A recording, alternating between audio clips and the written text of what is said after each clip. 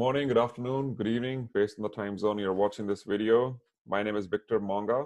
I'm on the board of Virtual Testing and Cloud Security Alliance LA chapter. Today we have a topic, IoT security, which is very timely since all of our devices around us in the home or organization or companies or market, we see a lot of IoT, but what about their security? So today we have Shekid. He's VP of product from FireDom. He's going to talk about IoT security. You can find these slides on our LinkedIn. You can find this recording on our YouTube channel. There will be a QR code towards the end of this session that you can scan it from your phone. It'll take you to our LinkedIn, Twitter, or YouTube. With that, Shekid, I'll pass it on to you. Thank you, Victor. Nice to meet you, everybody. I'm Shaked, or as my friends call me, Shkedi. I've been working in FireDome for the past 2 years, and I'm going to talk a little bit today about the IoT security and threat landscape from both the consumer and commercial aspects. And then we're going to see some uh, what's the best vectors today to hack into devices and to protect it, and what's actually being done in the field from my own personal experience. And if the time will let us, I will try to give a few words about FireDome and about our solution for the IoT market. All right, so just a little bit about me. So I've been serving for 7 years in the Prime Minister office. It's in the Israeli Army cyber unit. Uh, I've been working for a year and a half as a security researcher in a company, penetration testing company called OPSEC Labs, an Israeli company. I co-founded after my service a startup in the cyber threat intelligence field. We raised 1.3 million before we had to shut down. And afterwards, I joined FireDome. I moved to New York.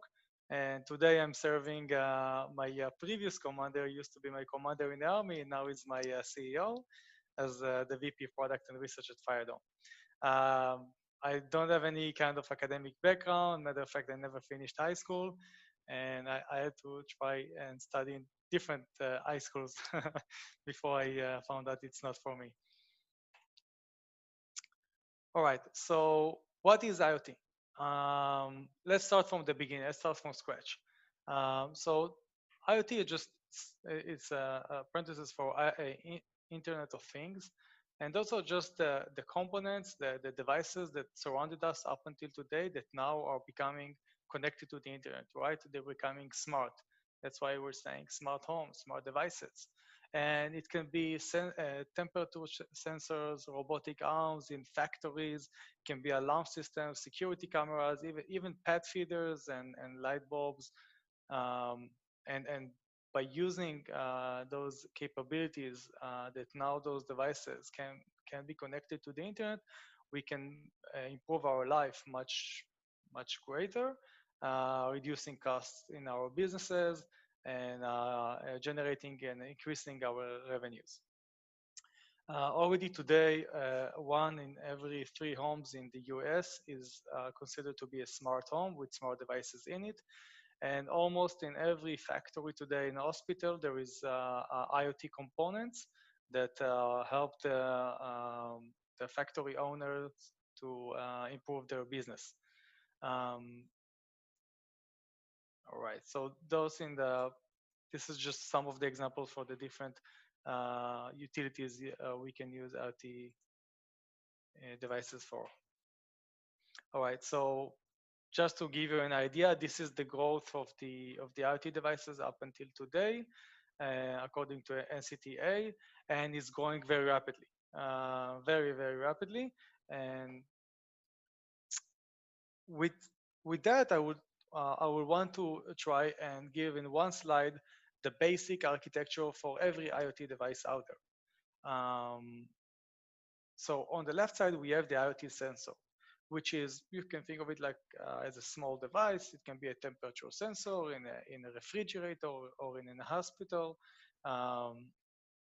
And the IoT sensor will usually communicate to the IoT gateway, which acts like a hub, like a router to all the different sensors that are spread around the factory or our home.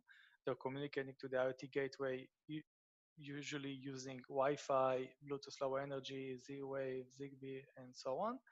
And the IoT gateway aggregates all the different sensors that are spread out there and sends and deliver all of this data into the IoT manufacturer cloud.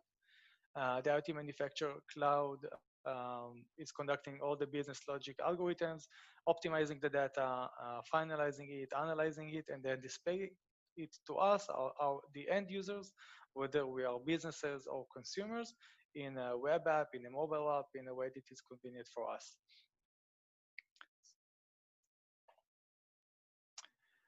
But we're here to talk about security. So why hackers want to attack IoT in the first place? So first of all, it's very easy to attack. IoT security is really in its early days.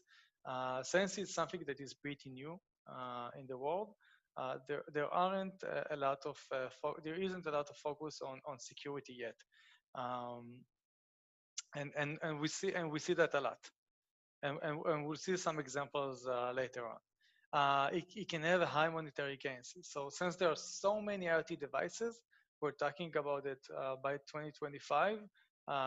Studies are estimating that every person in North America will have at least 8 IoT devices surrounding him in its daily life. So we're talking about a lot of CPU power of connected devices. So if we're just thinking about crypto mining, and this is just one example, hackers can make a lot of money out of it. It's very high profile right now. There's so many IoT devices. It's a new type of devices out there, and every new hack it has a great impact, and it gets to the news. It's very increasing and hackers like the kind of ego and fame that they can gain out of it. Um, and let's see some examples.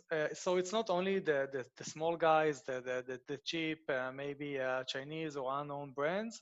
It's even the big guys that invest many efforts into security and have big budgets for their teams in order to put the focus on security. And we can see that it impacts millions of devices, whether it's Google Home, Amazon Echo, or other connected toys such as in this case, it was CloudSpet's puppies and other security cameras. It can be other botnets that are just, there is a botnet that is targeting specific devices, and then it goes all around the world infecting devices in a matter of days.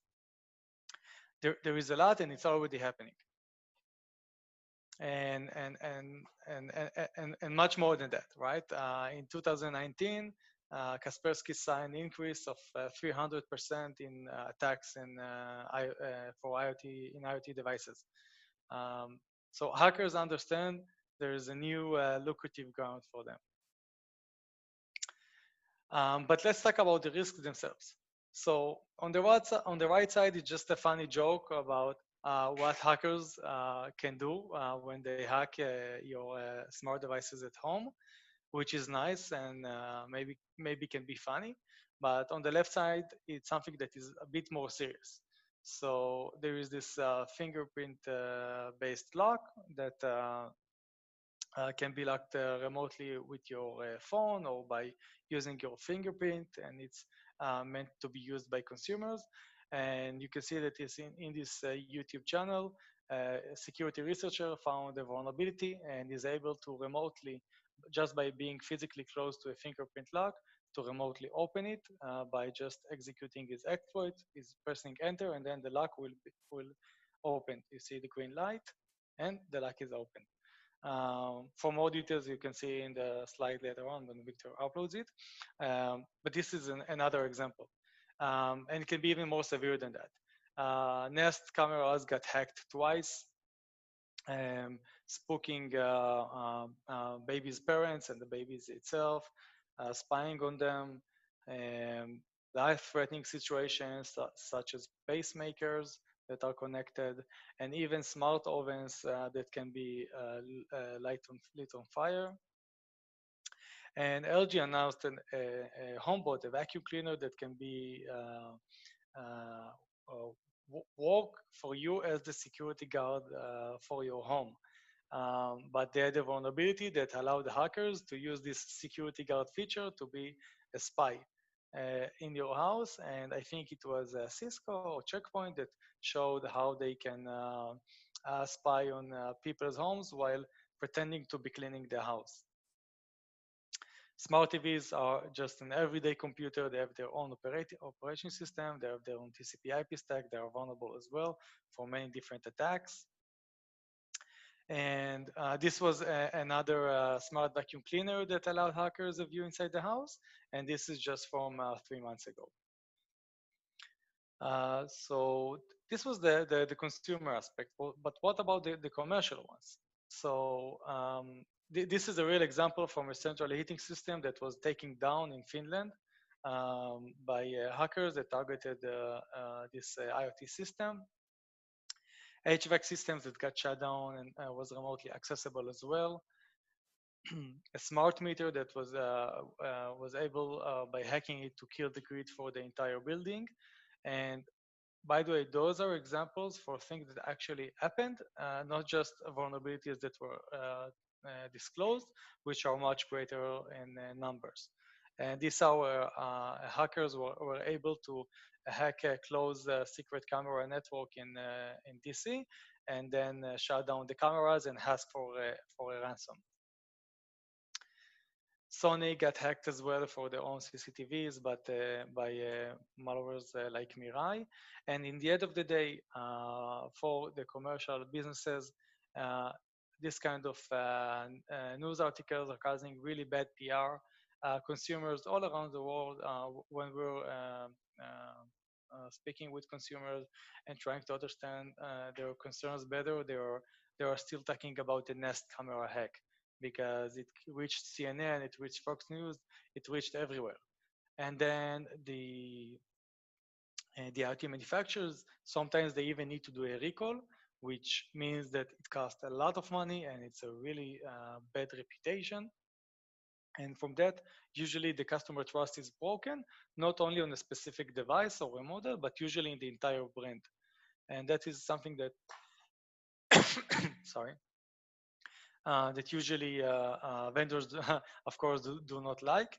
And as with the case as the DC CCTV cameras, hackers can ask for ransom if it's for security cameras. It can be even for the actually captured videos and photos from the camera, which can contain sensitive information about the people in the home.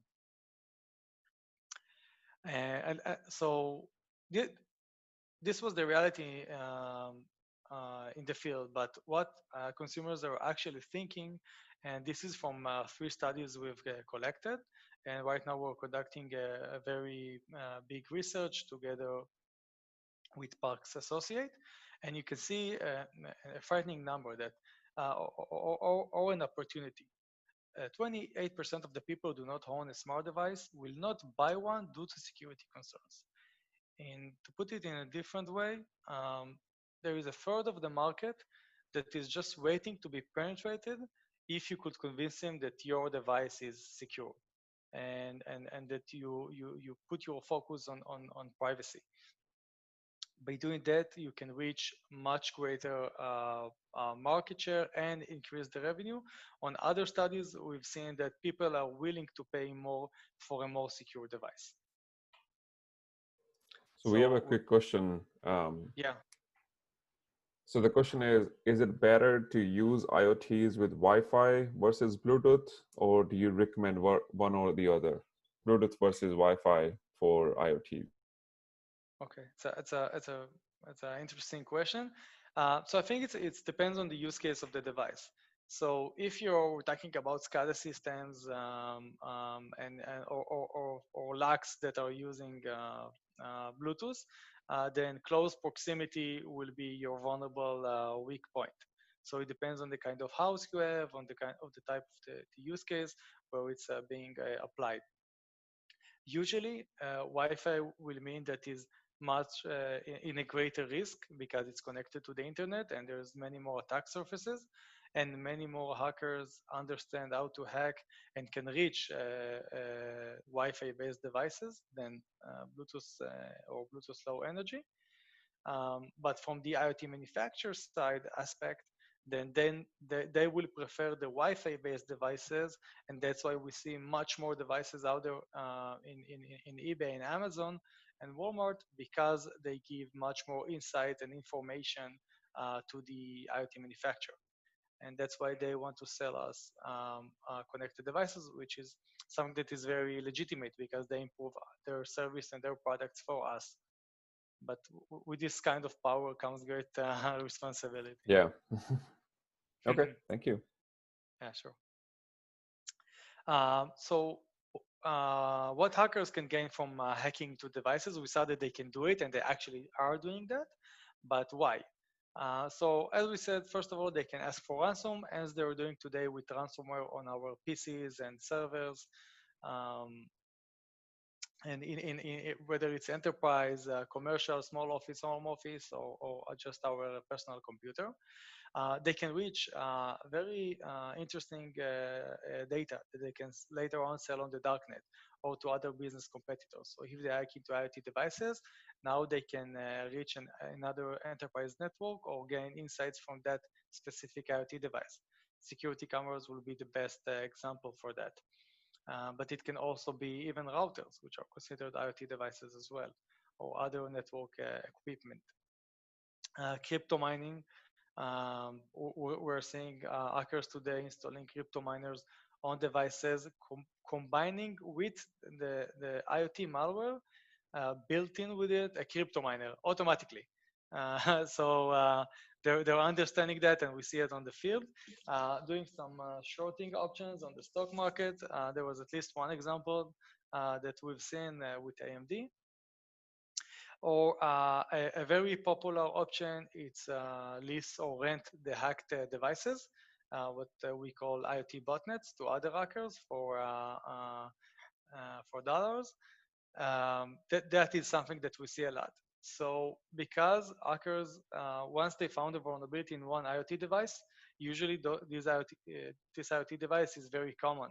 So once they found one vulnerability, they can get access to millions of devices or tens of thousands or hundreds of thousands. And by doing that, automatically they gain control over those devices, and then they want to lease by the hour, by the day, to other hackers this access. Because this access can give to the other hackers a way to receive important information or data, or to use that in order to take down their targets. So if I'm a hacker and I was hired by someone to take down a website and I need a huge bandwidth, then I will hire a botnet for a couple of hours, an IoT botnet, and then I will be able to take down the target. So it's an actual market. It's very huge. And it's working. And we'll see an example in a few slides. And as I said, and even sell services to physical criminals, turn off a security system for a specific facility and an HVAC system, a security camera system. If you were hacking to a smart meter, taking off the grid, and so on. And last but not least, which is very we see that a lot, ego and fame. It's since ever it was one of the greatest incentives. By the way, guys, if you have any questions, Victor, please let me know because I don't see the other screen. So those are just examples for DDoS for hires for IoT botnets. Our stock market was being manipulated using AMD vulnerabilities. And this is an example from an article we took on how much hackers are gaining from selling our personal information over the darknet, which they can gain from different IoT devices. And now I would like to talk a little bit more about how they can actually do that. So I think the main and most common hacking vector for breaking into the LAN is the router. So studies are showing that the routers are the weakest link or the weakest point in our home networks. There's many different vulnerabilities and even features that are just open out there, such as remote management using web, the web dashboard or SSH or Telnet. There's a lot of 0 days and 1 days vulnerabilities that even if the manufacturer of the router is aware of, they do not force an update for our router. And I think every person here in the audience can ask himself, when was the last time he updated his firmware to his router?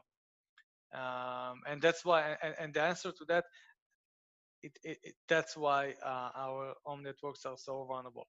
On top of that, we have devices inside the network that are opening holes, such as forwarding ports using nut hole punching and other methods that put the devices at risk and the network. And I think every one of us is tempted to buy a cheap Chinese security camera or a device from an unknown brand over Amazon. But it comes with a price.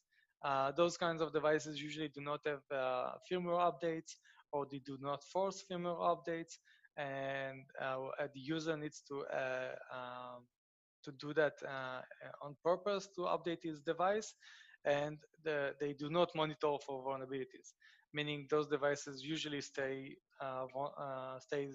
vulnerable and put at risk our entire networks, not just the device itself.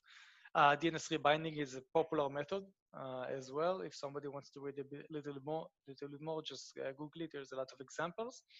And I'm not going to discuss it today, but a lot of close proximity attacks. If a hacker is nearby the house or the office, we can use those mentioned methods in order to hack into the Wi-Fi network. So why our home network is not a safe place? So I didn't believe the studies, and I wanted to test it for myself. So I went ahead and I opened up an account in the darknet. It took me a while to gain some reputation, and then I was able to get access to internal closed forums. And once I was able to do that, I published a post and I asked from other hackers to rent an IoT a botnet, and specifically in North America, in order to understand how much is cost, how much is easy, or how it is to gain access to hack networks in the US and Canada. So in less than 40 minutes, I got 3 proposals for tens of thousands of different networks. On the right side of the screen, you can see a personal message from an actor that calls himself Dark Soul. On the bottom, the different messages. And on the middle, I took a screenshot from a conversation I had with an actor that calls himself Bastard, and he offered me at the beginning 1,000 bots, which means hacked networks in the US for $1,000, and he can deliver to me in 1 week 50K, and then 10 to 20K more bots per day, which means to put it in different words, in order to get access to your network, it will only cost me $1. That's it. That's how much easy it is and common it is, and hackers are using this kind of information in order to gain money. And what's the flip side? How much it costs to secure your home network? So we're not in the business of protecting the entire home network, but Firedome, we're offering a solution and we're working together with the IoT manufacturer in order to help him secure his device and make it immune as much as possible to different threats and vulnerabilities, and help him externalize that to the end user in order to put the mark on the differentiation and make him the security leader in his industry, in his market. So we're helping the IoT manufacturer. Yeah, and I think that is the best part, because I don't think so every homeowner or every residential customer can actually protect their network. I think that that's the best spot. The companies like FireDom needs to work with the IoT devices manufacturers and protect that from that point. Exactly. And we're thinking that we believe that in order to solve the security and the privacy concern, you have to go to the root. And the root is the vulnerable devices.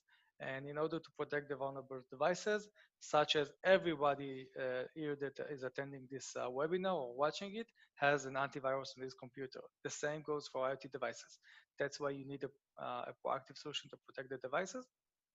And we, as the consumers, need to prefer and buy, put a few more bucks and buy the secure device. And then we know that we are not compromising our entire network or our kids' mobile phones.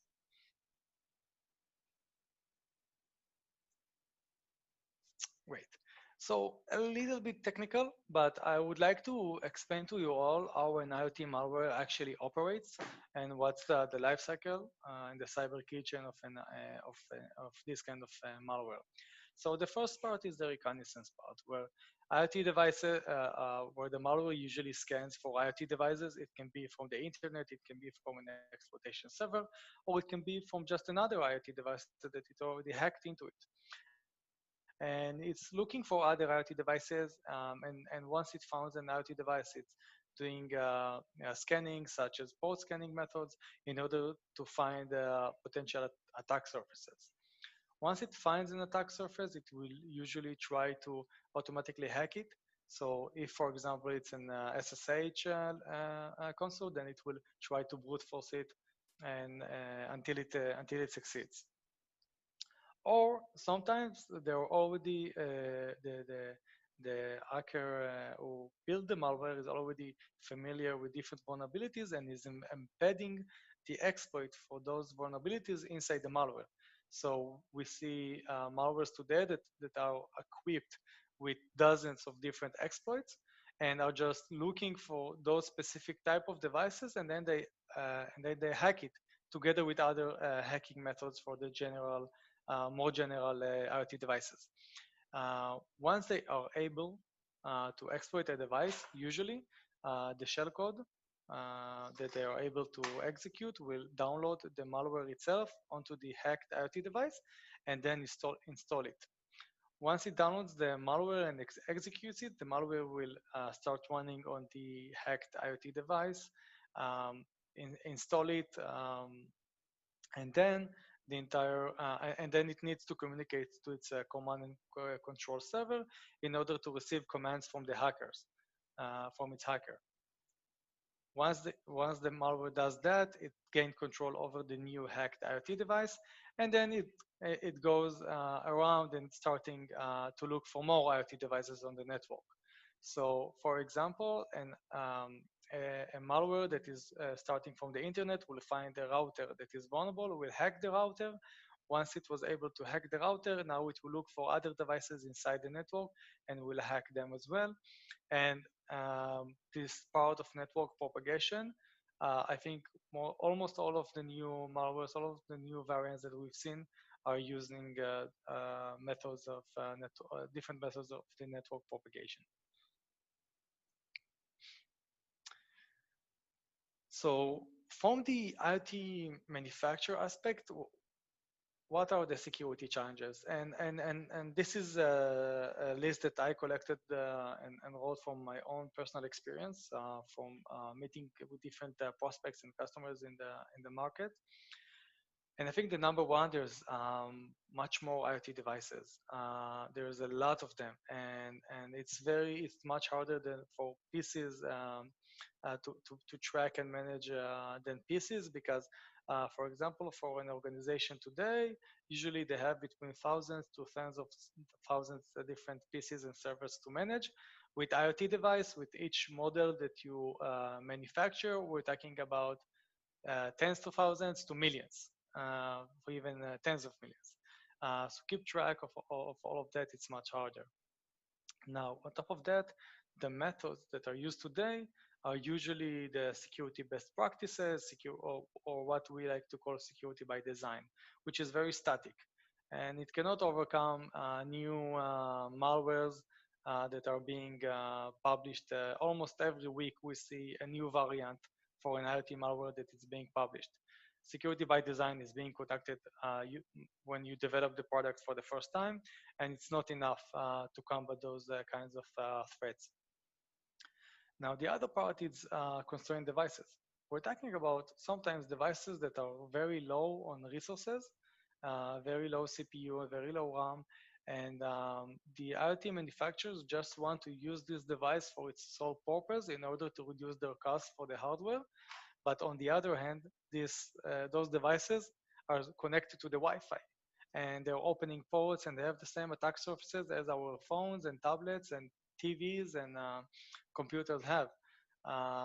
And they need to protect it, but it's much harder for them. Now, the attack surfaces are larger as well, because it's not only protecting the embedded device itself, it's protecting the mobile app and the cloud backend, meaning that maybe you protected the embedded device very well, but from the mobile app, you forgot some secrets in your application code, and then hackers can use this code in order to freely log in into the device, whatever device it is. So you have many different attack surfaces to protect, just to make sure that your entire infrastructure and platform is safe. Now, since those devices are constrained, there's a lot of data, a lot of traffic, it's very difficult to understand if a device is affected. If you have a vulnerability to a specific device, if this device has updated its firmware, if a user chose to update the firmware, and then to keep track on the different incidents and if something was fixed and if not and why and so on. So because of the numbers, it's much harder. And security support, same goes for the device updates themselves, making it unmaintained, because sometimes you do not want to force an update for your IoT device because the user might be using it. Think about HVAC systems in a factory or robotic arms. You cannot do a device update at your will. It can cost millions to the end user, to the factory, just for shutting down the production line for 10 minutes. It's not something that you can do. So you have to wait for the right time. It's much harder. It's much harder to do device updates. You need something that will support it in real time without impacting the operationality of the device. Now, on top of that, as we said, IoT is new. It's fairly new. So there's not a lot of experience in this field for the IoT manufacturers. They have some experience in building those products, but not on the security aspect. Combine it with the ability to even predict or prevent security issues, there's lack of solutions in this field. So Firedome is one of the only, there's a few more companies maybe that are doing or have the same solution that we have, because it's an early market. Solution, proactive solution that can be installed on the different IoT devices and protect them in real time and update them and with different rules and algorithms in order to protect against new malwares and dynamically evolving threats. It's very hard. There's not a lot of solutions. Like you go and you Google antivirus or endpoint protection, you have hundreds of different solutions out there. For IoT, it's not the same yet. We are seeing more regulations and standards that are advancing in this way. There's still a lack of it. In the US and in California, they're putting more responsibility into the IoT manufacturers, which is something that is good, because when unlike a personal computer, when a user buy an IoT device, an end user, a consumer, he cannot control the device itself. He cannot install something on top of it. He cannot protect it. So it's only the sole responsibility of the manufacturer to make sure that his device is safe and is being regularly monitored. Now, all of that together is very complex. The entire ecosystem. There's something new here, guys. There's like IoT. Okay, let's say you have security and you have logs and you have telemetries that you're obtaining from the IoT device, and you have a way to respond and prevent different attacks. Now, who's gonna do it? Who's gonna watch over the logs? Where those logs are going to go into? So, is it the CISO? Is it the IT guys? Is it the R&D? Is there is a new kind of role? It's very complex, and we see different organization handling it in different ways. It's not like in the PC and the server world where you have the CISO. The CISO is responsible for the security of organization. That's it. Now the organization need to be oriented into securing its devices that are deployed worldwide, which is something that is much harder and complex. So those were the challenges, but what are companies actually doing today already to improve the security? Um, so it's something funny, but I think 2 years ago, when we approached and communicated with big companies, they didn't have a role of security personas in their organization. It's like they kept asking us or asking themselves, uh, who, who's going to be in charge of that? Who's in charge of our security for IoT devices? Is it the R&D? Is it the product? Is it the CISO? And now, fast forward 2 years later, the same companies have example of something that we've seen a couple of weeks ago. We've seen a new kind of role, head of IoT security. Somebody that has both the responsibility and the authority to enforce security to their deployed devices. So we're seeing this change in the market as well. The software is more secured. The hardware is designed at first with security in mind. Less open ports, both for the software level and the hardware level. Almost all the IoT companies today are implementing over-the-air updates, which is something that we didn't see 3 years ago or 2 years ago. They are trying to minimize their attack surfaces using the best practices, using SSL, the latest version, trying to avoid opening ports. They were introducing penetration testing before each release and not just before each uh, manufacturing of a new model. And they're adopting new benchmarks and standards, hardening standards such as CIS and NIST, and trying as much as they can to put that as part of their development lifecycle.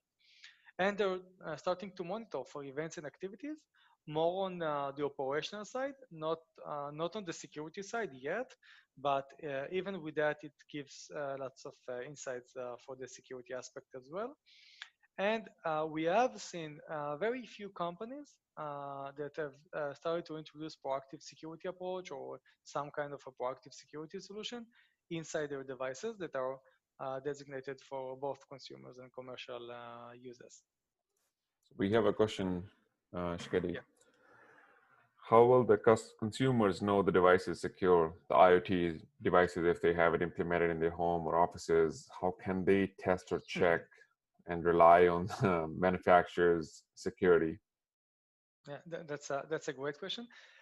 Um, so the way we work today with, I think the short answer is look for products that have a FireDome inside logo or protected by FireDome.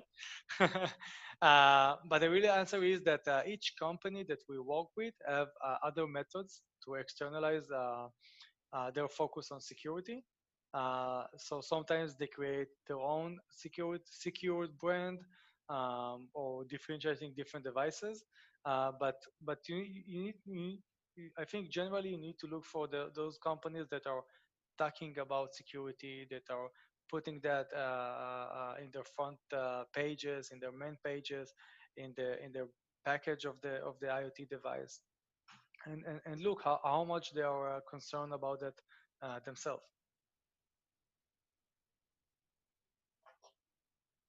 Awesome, thank you. All right, sure. All right, so I think with that I finished, which I have the 45 minutes, which I was limited to. Um, if I have a few minutes more, Victor, if you would like, I can talk a little bit more about Firedom. Absolutely. All right, great. So, what is a little bit about us, and then what we're doing. So, Firedome was founded in 2018 by Israeli Elite Cyber Intelligence Unit X soldiers and people from the IDF and the Prime Minister office. I'm among them, and my CEO is the same. We have a strategic partnership with different companies, big companies such as Lenovo and Microsoft. We have different patents that are pending patents for securing IoT devices, different operating systems, different customer devices. We have our headquarters in New York, where I was located up until the Corona started, R&D in Tel Aviv, and another office in Minsk, overall over of 40 employees. Um, so Firedome is a cybersecurity management platform that we provide to our customers. Our customers are the IoT manufacturers, the IoT vendors who create those devices. We work together with them in order to help them better protect their devices, uh, give them their peace of mind regarding everything that is regarding vulnerabilities, threats, malwares, different attacks, free up their resources. Usually it's their R&D resources instead of focusing on patching and monitoring for security vulnerabilities. They can focus on building the product, and we are taking care of their security. By that, we're helping them to drive their business forward. Um, while doing that, we are putting a huge focus on helping them to externalize those security capabilities to the end users. A little bit about our architecture. So we have our embedded software agent that is very cross-platform, very lightweight, that can be installed on almost any kind of IoT operating system. Those agents are communicating to our cloud backend, and the way the manufacturer can view, obtain this data and manage his fleets, his device space is by either using our dashboard or automatically and programmatically by an API. On top of that, we understand today that the manufacturers do not have specific security principles or the resources to monitor the security of their fleets. So we help them do that by offering the SOC team as part of our offering package and the threat hunting services in order to help resolve different cases and different incidents. So we're giving complete peace of mind while helping them to generate and increase their revenues by penetrating into those new markets, as we discussed in the early slides of the slides. So a couple of slides ago, we demonstrated how an IoT malware operate. Now we'd like to show what Firedome can do with that. So when an IoT malware is doing the reconnaissance part and looking for different IoT devices, we have our different mechanisms such as network intrusion detection and protection system that helps us to detect those malicious IPs and block them. If an IoT malware is trying to do a brute force attack, we can detect it using our NAPS algorithms as well and prevent it in that layer as well.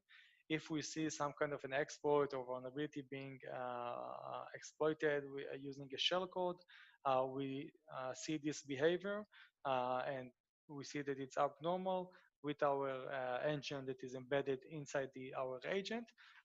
We can detect those kind of processes, scripts, and files and block it and kill it immediately in real time.